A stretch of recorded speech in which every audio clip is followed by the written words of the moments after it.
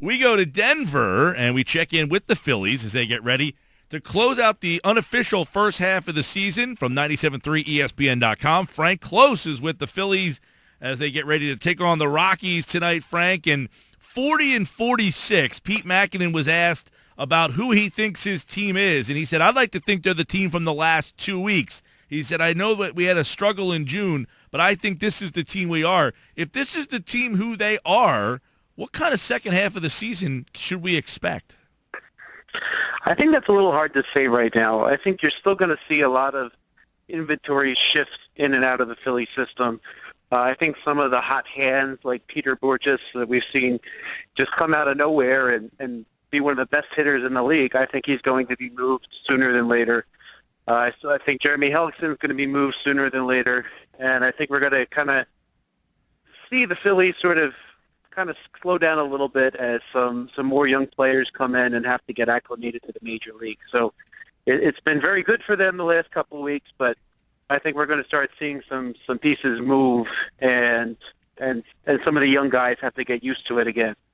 Hey, Frank, they're going to hit the All-Star break here coming up, and Aaron Nola is not pitching tonight because of a mental break, and I guess what's the next step for him? I mean, what if he does not come back and pitch well? What do you think the next step down the road could be for him? I tend to think he'll sort of work it out, but I think the next step is just to let him struggle. And I think I've mentioned before to you guys that he was the best player in Little League. He was the best player in high school. He was a top player in college. Rose up through the Philly system, one of the top talents, and he's never really failed anywhere. So I think you still got to learn how to deal with failure, and the only way to do that is to stick it out. Yeah, Frank, and it's interesting because Thompson pitching very well in the minors. They have some guys in the minors that are kind of knocking on the door. Eventually, you wonder who the odd man out of this rotation will end up being. Well, I think Hellickson's still a very good candidate to be moved. I liken him to perhaps a Joe Blanton with the 2008 Phillies, kind of a guy that's not a dominant front-end starter, but, on a good team, he's not going to be your fifth starter, and get beat up a lot. So I think that there's going to be a team out there that's going to see it right before the August 1st deadline, saying, we really could have one more major league type starter that's not going to kill us in the rotation. And I think somebody's going to acquire Jeremy Hellickson. So I think if that happens and they do make a move like that, they might see Thompson come up.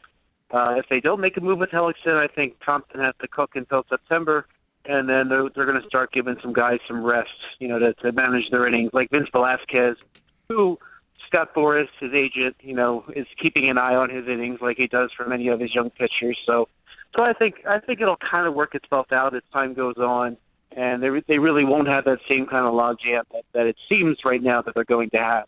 Hey, Frank, what's gotten into the Phillies' offense? I mean, they're coming off a heck of a homestand where they went 5-1 and scored 30 runs. Plus, they're hitting the ball out of the park. It seems like the offense has really come alive. It has, and it doesn't hurt that you're facing Atlanta Braves pitching. So hopefully that'll be a good boost for this Phillies offense and help get them moving along as they go forward. And hopefully they can sustain it. One thing that the Phillies haven't announced it yet, but Aaron Altair said that on his own personal Twitter that he was going to begin a rehab assignment starting tomorrow with the Gulf Coast League Phillies. And if he does that, that means in 20 days he's got to be up in the majors, or they could demote him. But it'd be very interesting to see what happens there because I think they really want to get to see just how he fits in here. And that probably means for that to happen, they need to remove somebody like Peter Bourjos or Cody Ashe. How about a guy like Mykel Franco? I saw a graphic last night. It had Dick Allen, Mike Schmidt, Bobby Abreu, and Chase Utley on it. All those guys had 5 straight games with home runs. You'd think in the thin air of Denver tonight, there's a possibility that Mykel Franco could go yard again. Is the best still to come for him? Yeah, I think he's figuring things out. Baseball is a game of adjustments. He adjusted to the league. They adjusted back to him, and then he's got to adjust back. And I think, facing Chad Bettis and his 6 ERA tonight in Denver is not going to necessarily hurt his chances at another home run. So I expect Franco to keep it up. I think he's really figured it out. And, like a lot of the young players, they're just going to get in stretches where they just look terrible because they're inexperienced and they need to learn how to adjust on the fly. I think he's starting to get a hang of it, and I could see him really carrying this for another couple weeks. Frank Klose is in Denver with the Phillies. You can follow Frank on Twitter at Frank Klose 973. That's Klose with a K. How about Jeremy Hellickson? What would Frank Klose do if he were the Phillies with Jeremy Hellickson at the deadline? I would definitely move him. It's another opportunity to bring in some young players with some upside. And the Phillies are going to be facing a 40-man roster crunch really, really soon. In fact, even as early as Sunday when Daniel Stumpf has to come off the 60-day disabled list. They're going to need some of these 40-man spots. And Aaron Altair, when he comes back, he's going to need a 40-man spot. So if it's a guy that's not going to be in the long-term plans, I would suggest to the Phillies that they move him.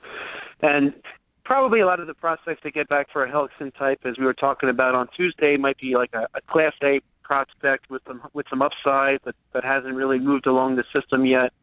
And I think if you can throw a number of those type of players at Class A, then you'll have the next wave of talent that will be ready to fill in for those who are on the cusp right now, when they succumb to injuries or perhaps if they don't make it. So I think it's important for the Phillies to just keep loading up on the young talent, and one way they might be able to do that is by trading Jeremy Hellickson at this trade deadline. Frank, just past the unofficial or the official halfway point, the unofficial at the All-Star break here, what's been the biggest surprise about this team, 40-46? What's the biggest surprise for you? Well, I think early on we were very surprised at the offense and the young pitching, and then we were sort of disappointed in how they progressed. So now that they're doing well again, I'd say the biggest surprise probably would be again, what we thought in the beginning, some of the young hitters and the young pitchers.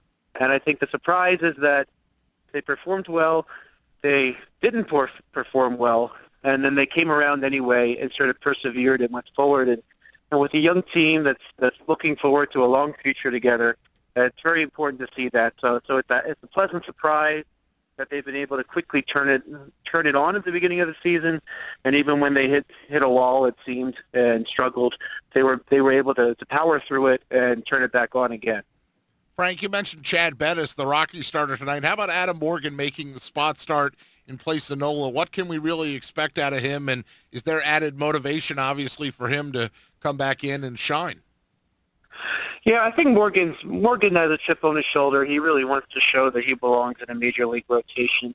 So probably, I don't think he's out of the rotation enough to really worry about him pitching too many pitches like you might another pitcher that you just grab out of the bullpen and throw in the starting rotation. So I think they're going to try to get a normal 5-6 inning start out of a guy like Morgan. And behind him, they'll have the likes of Brett Oberholzer and Severino Gonzalez trying to use up the guys that they're about to demote to AAA too, perhaps when they can reactivate Andrew Bailey and bring back Daniel Stumpf. So I think they're a little tight on the pitching right now without Nola. So if they can get as many innings out of Adam Morgan as they possibly can, I think it would benefit the team very much.